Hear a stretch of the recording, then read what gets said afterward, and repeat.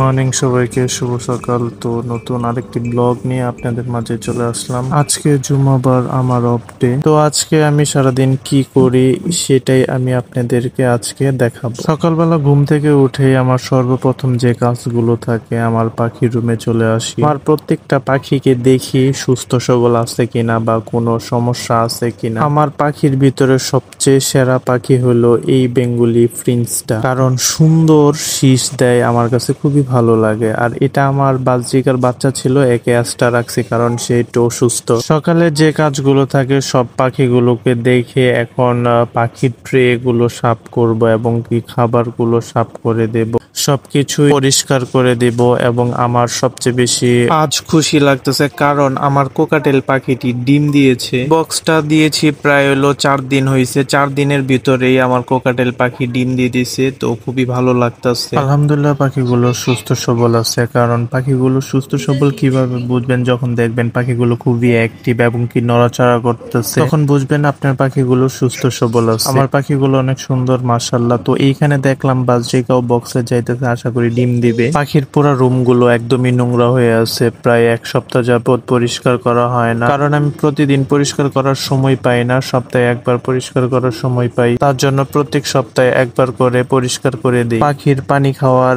বাটিগুলো একদমই শ্যাওলা পড়ে গেছে, কারণ 1 সপ্তাহ যাবত এই বাটিতে পানি দেওয়া হয়েছে, তার জন্য শ্যাওলা পড়ে গেছে। সবগুলো বাটি সুন্দর করে ধুয়ে দিতেছি সাবানের গুঁড়া দিয়ে। প্রত্যেক সপ্তাহে একবার করে ধুয়ে দিতে হয় এবং পাখির রুমটাও ভালো করে ঝাড়ু দিয়ে দিতেছে, কারণ অনেক নিচে খাবার ও ময়লা জমে থাকে। শুধু আমার কোকাটেল পাখির জন্য একটা খাবার প্রতিদিন ভিজিয়ে রাখি, সুলাপুট আর গম, কারণ কোকাটেল পাখিকে প্রতিদিন এই খাবারটা দিতে হয় কোকাটেল পাখি সুস্থর জন্য, এবং কোকাটেল পাখির ফিটনেসও খুবই ভালো থাকে এই খাবারগুলো দিলে। তো এখন গরম চলে যাইতেছে, শীত আসতেছে, পাখির ব্রিডিং টাইম চলে আইতেছে। এখন পাখি ঠান্ডা ও পাতলা পায়খানা হওয়ার আশঙ্কা বেশি থাকে। তো এই কোর্সটা আপনারা সবাই করবেন যখন ওয়েদার চেঞ্জ হোক। তো আমি সবগুলো পাখি ঠান্ডা ও পাতলা পায়খানার একটা ওষুধ প্রত্যেকটা পাখিকে খেতে দিই। এই কোর্সটা করাবো 7 দিন যাব। প্রত্যেকটা পানির পরে 1 চিমটি করে ওষুধগুলো মিক্সড করে পাখিকে দিয়ে দিব, পাখিকে খাওয়ার জন্য। এবং তারপরে সোলাপুট এবং গম ভিজাটাও পাখিকে দিয়ে দিব। তো অবশেষে আমার পাখির সমস্ত কাজ শেষ, এবং কি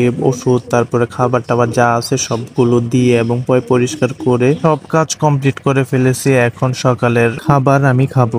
তো কাজটা শেষ করে সকালে খাবার নিয়ে বসে পড়লাম। তো সকালের খাবারে কি ছিল আজকে? ডাউলের বড়া এবং পুঁটি মাছ ভাজা, আর সাথে ছিল পেঁয়াজ ভাজা, আর ছিল পাঁচমিশালি শাক। সবকিছু মিলে খুবই সুস্বাদু ছিল। তো আজকে জুমাবার, নামাজের জন্য মসজিদে চলে যাচ্ছি এক ছোট ভাইকে নিয়ে। প্রত্যেক সপ্তাহে আমার এলাকার মসজিদে নামাজ পড়ি, তো আজকে যাইতেছে আরেক এলাকায় নামাজ পড়ার জন্য, কারণ আমার একটি দাওয়াত আছে। ভাবলাম সেই এলাকায় নামাজ পড়ে তাড়াতাড়ি দাওয়াতটা খেয়ে চলে আসব, কারণ খাবারের আগে মায়ের পরে। এর জন্যই সেই এলাকায় নামাজটা পড়েই তাড়াতাড়ি যাব খেতে, এবং কি খাওয়া দাওয়া শেষ করে চলে আসব বাড়িতে। তো নামাজ টামাজ শেষ করে চলে আসলাম দাওয়াত খেতে। তো আমি এসে দেখি আগে অনেক লোক এসে বসে পড়েছে, তো আরো লোক আসতেছে। তো আস্তে আস্তে খাবার লোকজন আসার পরে খাবার টাবার দিয়ে দিল। তো আমি খাবারগুলো নিয়ে প্রায় সবাইকে বেড়ে দিলাম, এবং আমার জন্য খাবারগুলো নিয়ে নিলাম। তরকারির জন্য বসে আছি। অবশেষে তরকারি চলে আসছে, তরকারি নিয়ে খাওয়া শুরু করে দিলাম। আমার পাশে আরো অনেকে